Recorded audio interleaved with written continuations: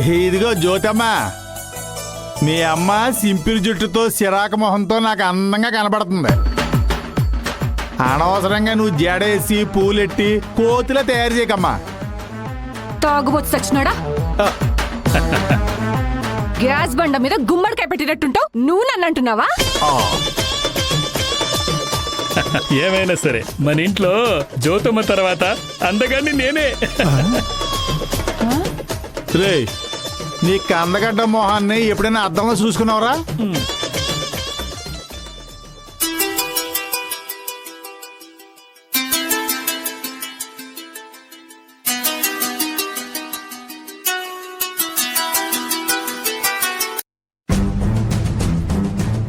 ఎవరమ్మా ఫోను? ఆ డబ్బున్న దొరబాబు, అందుకే కట్ చేశా. ఎలా ఉందమ్మా? చాలా బాగుంది జ్యోతమ్మ. నువ్వు జడ వేసి తిరుగుంటుందా? ఇక్కడ జ్యోతి గారు అంటే ఎవరండి?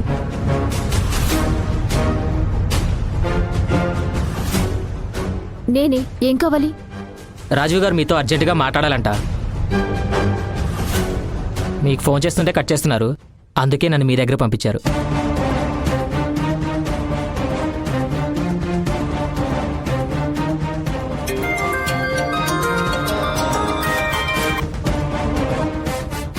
హలో, జ్యోతి గారి దగ్గరకు వచ్చానన్నా. జ్యోతి గారు మాట్లాడండి. నేను మాట్లాడను. జ్యోతమ్మా, ఒక మనిషిని ఇంటి దాకా పంపించారంటే ఏం అవసరం ఉందో ఏంటో ముందు ఒకసారి మాట్లాడు. తర్వాత ఇష్టం లేకపోతే ఆ పని చేయ మాకు.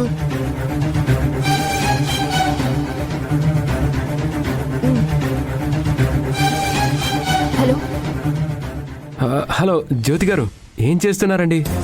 మీకేం కావాలో అది చెప్పండి. మీరంతా హార్ష్గా మాట్లాడకండి, నేను హర్ట్ అవుతాను. ఎందుకు కాల్ చేస్తారో చెప్పకపోతే నేను ఫోన్ పెట్టేస్తాను. చెప్తాను. ఈరోజు ఒక ఫంక్షన్ ఉంది. మీ దగ్గర మట్టి కుండలో పెరుగు దొరుకుతుందంట కదా, ఆ ఐటెం ఆర్డర్ చేద్దామని నా మనిషిని పంపాను. మీ ఆర్డర్ నేను తీసుకోను.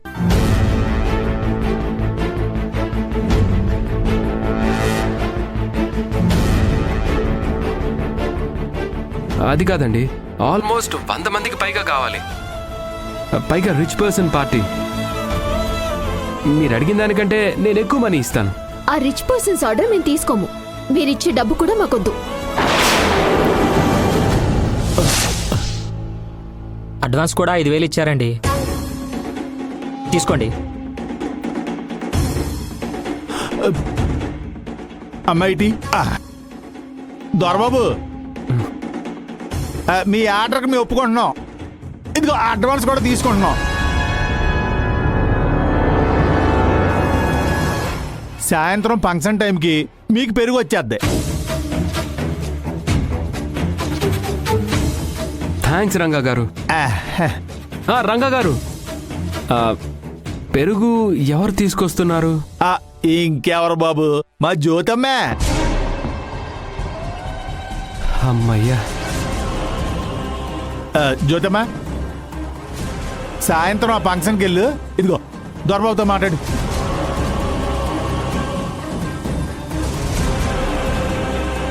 జ్యోతి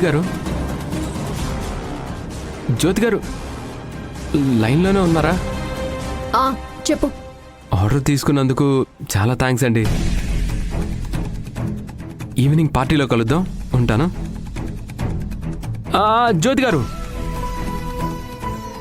ఇంకొక ముఖ్యమైన విషయం. సాయంత్రం ఫంక్షన్కి వచ్చేటప్పుడు మంచి డ్రెస్ వేసుకొని రండి. మీకు కావాల్సింది పెరుగు. హలో హలో హలో, సరే అండి. రంగా ఏంటమ్మా, నాకు ఇష్టం లేని ఆర్డర్ తీసుకున్నాడు. పర్లేదులే జ్యోతమ్మ, మన కష్టానికి వాళ్ళు కట్టే డబ్బులు చూడాలి గాని మనకిష్టం లేని వ్యక్తి కొట్టే డాబులు కాదు.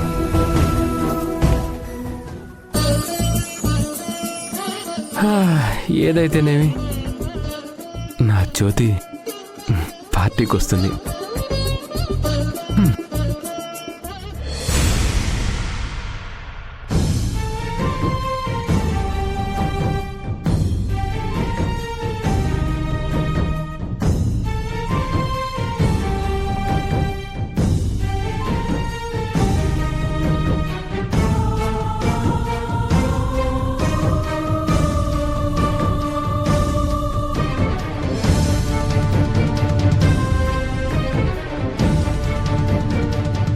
పంపిన కాగితం జేకే చూసుంటాడా? టెన్షన్ పడి శివరాంలా శారదకి దొరికిపోయి ఉంటాడా?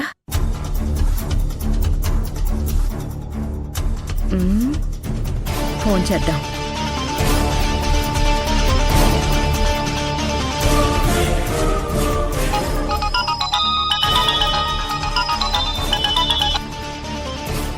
నేను పంపిన కాగితం జీకే చూశాడా? చదవగానే మొహంలో రంగులు మారాయా? నేను చూసి టెన్షన్ పడ్డాడా? ఆయన కాదు, నేను టెన్షన్ పడ్డాను.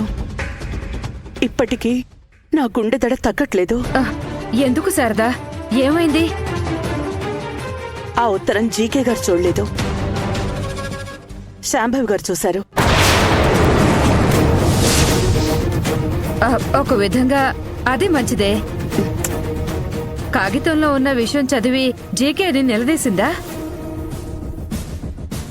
తన అసలు పేరు శివరామని, నువ్వే అతని మొదటి భార్యవని ఒప్పుకున్నాడా? నువ్వు ఊహించినంతగా అక్కడేం జరగలేదక్కా. అది చదవగానే శాంభవి గారి మొహం కోపంగా మారిపోయింది. కళ్ళు ఎరిపెక్కాయి. వెంటనే ఆ కాగితాన్ని ముక్కలు ముక్కలుగా చించి పరేసింది. అంటే ఈ లెక్క ప్రకారం శాంభవి గారికి కూడా జీకే గారి గతం తెలిసే ఉండాలి. తను కూడా భర్తకు అండగా ఉండుండాలి. అది చదివాక ఉత్తరం చించేసిందంటే నాకు కూడా అంతే అనిపిస్తోందక్కా. నీ భర్త గురించి తెలుసుకోవడానికి నువ్వు సాలెగూడు లాంటి వలయంలో చిక్కుకున్నావనిపిస్తుంది శారదా. ఎందుకైనా మంచిది, కొంచెం జాగ్రత్తగా ఉండు. సరే అక్క.